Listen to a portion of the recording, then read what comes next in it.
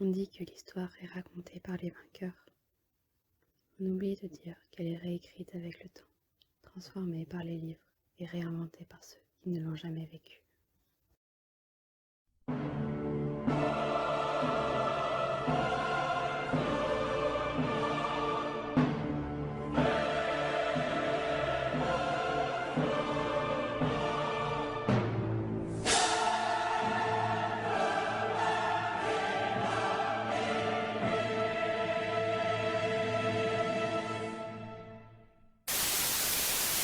Donc l'enseignement de l'Église n'est pas l'enseignement du Christ. Du moins, ce n'est pas ce qu'on trouve dans les évangiles. Jésus nous enseigne que nous portons Dieu dans notre cœur. C'est la clé. C'est la première fois que j'entends dire ce que je ressens aussi. Nous sommes dans un monde de matière, régi par les lois de la matière, pas par les lois de l'esprit. Si par l'esprit nous arrivons à rendre supportables les lois de la matière, nous avons rempli notre mission. Notre rôle est de rendre supportable la matière. Supportable pour qui? Nous n'irons pas au paradis. Ce qui est terrestre restera sur terre. Ce qui tient de l'esprit restera de l'esprit. C'est écrit dans une épître de saint Paul aux Corinthiens. Tu ne ressusciteras pas dans ton corps. La matière reste la matière, l'esprit reste l'esprit. Notre esprit est emprisonné dans notre corps. Quand le corps est détruit, l'esprit se libère. Chacun retourne dans son royaume. Mais nous sommes encore dans cette trinité, le corps, l'esprit et l'âme. Ce qui crée un mélange que nous ne pouvons pas contrôler à notre gré. Ce sont les champs morphogénétiques. Nous pouvons choisir de faire la guerre, de nous entretuer ou de vivre en paix. L'humanité disparaîtra par les guerres et les catastrophes naturelles. Mais cela n'arrivera que si la majorité de l'humanité décide de faire la guerre. Et si la majorité se décide pour la paix, c'est la paix qui régnera. Tout dépend de l'état d'esprit, surtout celui de ceux qui nous commandent. Et quel est le rapport avec l'Apocalypse de Saint Jean? Elle préfigure l'avenir. Pas parce que c'est prédestiné, mais parce que ceux qui commandent le monde veulent absolument que les prédictions de l'Apocalypse se réalisent. Elles nous concernent donc tous. On peut influencer et manipuler la mentalité et l'état d'esprit des gens. C'est ce que nous avons compris. On ne peut pas vraiment manipuler les gens. En théorie, oui. Mais personne n'est vraiment capable de les forcer. Mais on peut favoriser. Et cette façon d'influencer est un autre secret. C'est le secret de la franc-maçonnerie, des Illuminati, des familles puissantes. Comment fait-on pour faire avancer des idées? Comment fait-on pour y insérer une dynamique en vue d'atteindre l'objectif que nous avons déterminé? C'est le travail que l'on accomplit dans les hauts grades de la maçonnerie et des Illuminati. Les hommes dont c'est la charge sont assis aux commandes. On les trouvait avant dans les cathédrales ou les lieux sacrés. Maintenant, ils ont leur bureau dans les banques centrales. Ce sont les leviers du pouvoir, là où se forment les idées et où on avance dans une certaine direction. Ce n'est pas si simple. Il ne suffit pas d'imprimer de l'argent, de le distribuer et de dire « j'ai le pouvoir ». Le pouvoir, c'est gagner la confiance des gens pour les pousser à se dépasser. Ce n'est pas parce qu'on leur donne beaucoup d'argent que les gens sont efficaces. Dans les périodes d'inflation, beaucoup d'argent circule, parfois moins. Il s'agit d'être compétitif, d'avoir confiance. Et c'est cet état d'esprit qui s'effondre en ce moment. Le système bancaire et financier est basé sur la confiance. Si des millions d'individus me font confiance, je peux exercer une influence sur eux. Si je veux les influencer, je les mets sous pression ou je leur donne des drogues. Aujourd'hui, il y a des drogues chimiques et électroniques, dont le téléphone portable et les émissions de télévision. Les gens sont sursaturés des signaux et de poisons, le fluor particulièrement. Et pour moi, ce gouvernement mondial, ce nouvel ordre mondial, qui est établi depuis longtemps, est une bénédiction pour l'humanité. Nous perdons une grande partie de notre humanité, sans doute notre vraie liberté. Mais l'humanité vit à peu près en paix et l'injustice recule. Et si l'humanité est réduite des 10/12e de sa population, la plupart des gens ne sauront pas pourquoi cela arrivera. Il faut séduire les gens, et ça fonctionne. Ceux qui savent diriger et contrôler en profitent bien.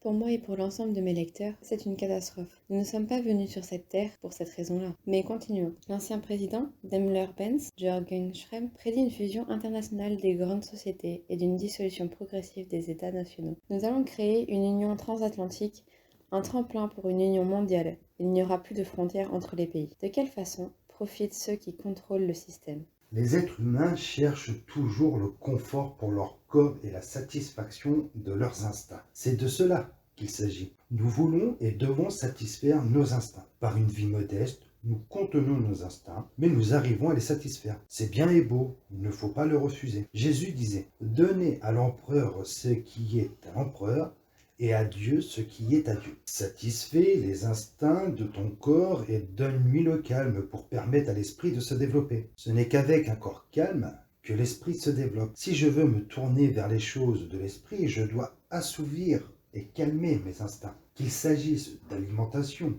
ou de besoins sexuels, l'essentiel est d'être paisible et serein. Saint Paul a dit, « Je suis heureux de ne pas avoir ces besoins, mais que ceux qui les ont les satisfassent. » Avant de paraître à la table du Seigneur, avant de présenter ton sacrifice, paie ta dette. Entends-toi avec ton prochain, couche avec ta femme, mange de bons aliments et ton esprit s'ouvrira. La matière est plus forte que toi.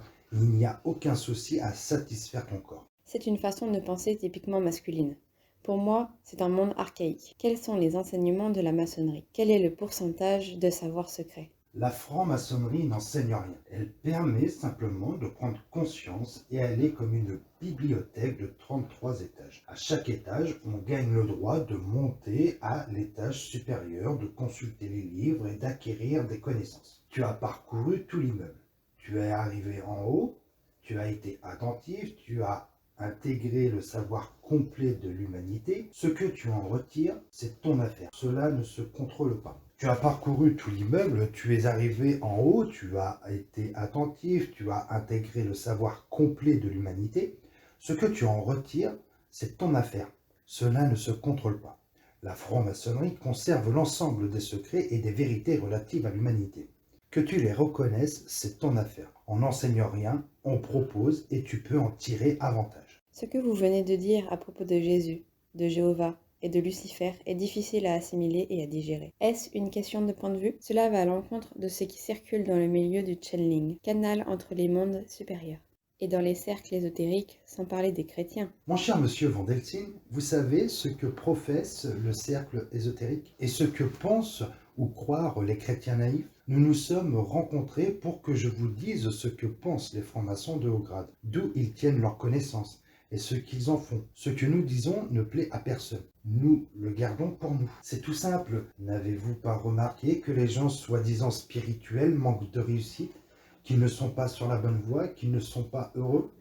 Ils possèdent un savoir partiel, ils ont une image de Dieu tronquée, il n'y aura pas de sauveur et aucun ange ne nous épargnera la souffrance. Nous pouvons nous libérer nous-mêmes, nous pardonner nous-mêmes, et là les anges ou d'autres esprits peuvent nous aider. Nous sommes le sauveur, il est en nous. Vous voulez savoir ce que pensent les hommes les plus puissants? Comment ils sont parvenus à guider le monde vers le nouvel ordre mondial? Quelle est leur vision du monde, de Dieu? Alors écoutez-moi. Il y a beaucoup de choses qui vont vous déplaire, mais prenez le temps de réfléchir à ce que vous dites. Ce qui est étonnant dans cette interview, c'est que je vous dévoile les secrets les plus profonds, mais que la plupart des lecteurs n'y comprendront rien. Ils ne veulent pas comprendre, ils ne veulent pas l'accepter parce que cela ne correspond pas à leur vision du monde. Ils résistent et ne peuvent pas comprendre, car il leur manque les bases. Ils ne savent pas intégrer ces vérités et en tirer avantage dans leur quotidien. Il faut 15 ans à un franc-maçon pour cheminer jusqu'à l'acquisition de ce savoir. Il faut des années pour approcher de la vérité. Malgré tout, il y a encore beaucoup qui ne peuvent pas l'accepter. Cela impliquerait de changer de vie. La connaissance change l'être humain. La plupart des gens ne veulent pas changer. Ils veulent garder leur confort. C'est pour cela qu'il y a des francs-maçons de haut grade qui savent tout et d'autres de même grade qui n'ont jamais entendu parler de certains sujets, parce qu'ils sont aveugles intérieurement. Si l'être humain n'est pas ouvert à la vérité, il ne peut pas la voir. Et chacun continue à vivre dans son monde. Les chrétiens, les cercles ésotériques. Et nous, francs-maçons, vivons dans le nôtre. Nous avons du succès, nous avons introduit le nouvel ordre mondial et nous contrôlons la planète. Je résume ce que vous venez d'expliquer. Le temple de Salomon et le temple de Lucifer. Et si vous, francs-maçons, construisez le temple de Salomon, il ne s'agit pas d'un bâtiment, mais du nouvel ordre mondial dans lequel l'esprit de Lucifer peut s'épanouir. C'est cela.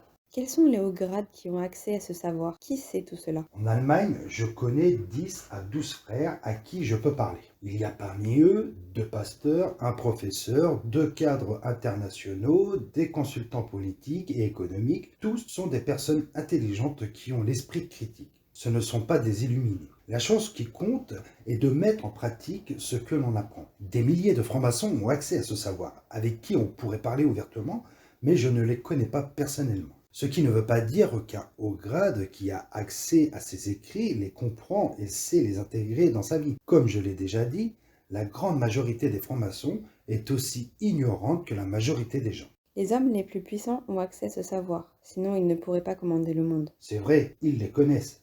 C'est pour cela que dans un grand nombre d'États, on ne peut pas exercer une fonction politique élevée qu'à la condition d'être franc-maçon. Connaissent-ils la miséricorde? Ont-ils le savoir complet ou ils n'ont compris que la partie qui concerne Lucifer, le maître de la terre? Le principe fonctionne seulement quand on se situe entre l'équerre et le compas. Si, en tant que détenteur de pouvoir, on n'exerce pas une certaine charité, c'est la chute et le système ne fonctionne plus. Le système ne marche pas sans la charité. Celui qui est dépourvu finit toujours par comprendre rationnellement sa nécessité, même s'il est un penseur et un acteur effroyable. Pourquoi? Parce que cette miséricorde est la condition indispensable pour que le système fonctionne. C'est nécessaire à l'atteinte de l'objectif. Sans miséricorde, oublions cela. Comment font les Illuminati qui prétendent ne pas en avoir? Le système se sert d'eux aussi pour leur faculté analytique, pour la nécessité. Les dirigeants se servent de l'équerre et du compas. Quand on veut être le maître, on a toujours besoin d'un banquier qui vous donne les chiffres à la fin du mois. Ils le font par pur raisonnement, mais ils ne ressentent rien? Ils n'ont pas d'émotion, mais il faut satisfaire le peuple. Il y a des milliards de gens à maintenir au calme. Le gouvernement mondial a la capacité à l'heure actuelle d'engendrer ou de manipuler des conflits partout dans le monde, d'observer ce qui se passe et d'intervenir éventuellement. J'ai participé il y a quelque temps à une rencontre de hauts grades parmi lesquels j'ai trouvé des hauts grades africains. Ils ont été interrogés sur le massacre des chrétiens au Soudan et sur l'incendie de plusieurs églises. Comment pouvait-on expliquer cela du point de vue chrétien de la mort du prochain? Voici leur réponse. Pour le dire crûment, les frères français ne veulent pas en entendre parler pour le moment. Voilà comment les choses se passent. Les Français ont apparemment des intérêts prioritaires au Soudan qui doivent être sécurisés. Ensuite interviennent nos organisations et la paix revient. Des intérêts économiques, cela a un rapport avec l'histoire. À la fin du 19e siècle, les Français ont conquis et pris possession du Soudan, l'Empire du Sud. Oui, ce sont les prétentions des francs-maçons français sur ce pays. Ils poursuivent certains objectifs. Ils vont pacifier le pays un jour et créer la prospérité. Mais d'abord, selon leitmotiv, ordo ad chaos, il faut créer le chaos. Et les victimes sont des Noirs africains. Malheureusement, et un jour il n'y en aura plus. Nous avons un frère dans les hauts grades qui est un haut dirigeant africain. Il y a beaucoup de Noirs parmi les francs-maçons. Ils sont riches, immensément riches et très intelligents. Eux aussi tiennent des propos ahurissants. Nous devons réduire la population pour être présentable devant le monde. Quand il y a des luttes tribales et que les gens s'entretuent pour des questions religieuses ou pour toute autre raison, cela nous arrange. Mais entre-temps, ils ne contrôlent plus rien. Il y en a trop, et il y en a de plus en plus, tous les jours. C'est vraiment difficile à contrôler. Avant de nous consacrer au nouvel ordre mondial et à la situation politique, je voudrais aborder le sujet de la faute, de la culpabilité, du péché. Volontiers, il n'y a pas de péché ou de faute. Pourquoi? Parce que nous sommes Dieu. Nous sommes issus de Dieu. Nous sommes constitués de Dieu. Nous l'avons en nous. Quand on prend vraiment conscience, on voit qu'on peut se pardonner soi-même, qu'on peut être miséricordieux envers soi-même, et il n'y a plus de faute, plus de péché. Et s'il n'y a plus de péché, nous irons au paradis. On peut se pardonner ses péchés de bon cœur en disant par exemple « Hier j'ai tué mon chef, mais c'était nécessaire, j'ai trouvé ça bien et je le revendique. Je ne vois pas en quoi c'est un péché. » Dire que l'on monte au ciel, c'est essayer d'aller au-delà de soi, dans des dimensions que l'on ne peut pas comprendre rationnellement. Il est difficile de croire que l'on puisse commettre un meurtre et de ne pas porter la responsabilité. Toute action que l'on fait nous revient, c'est la loi du karma. Tu n'as pas de karma si tu n'es pas fautif. On peut dissoudre son karma, mais qui le sait?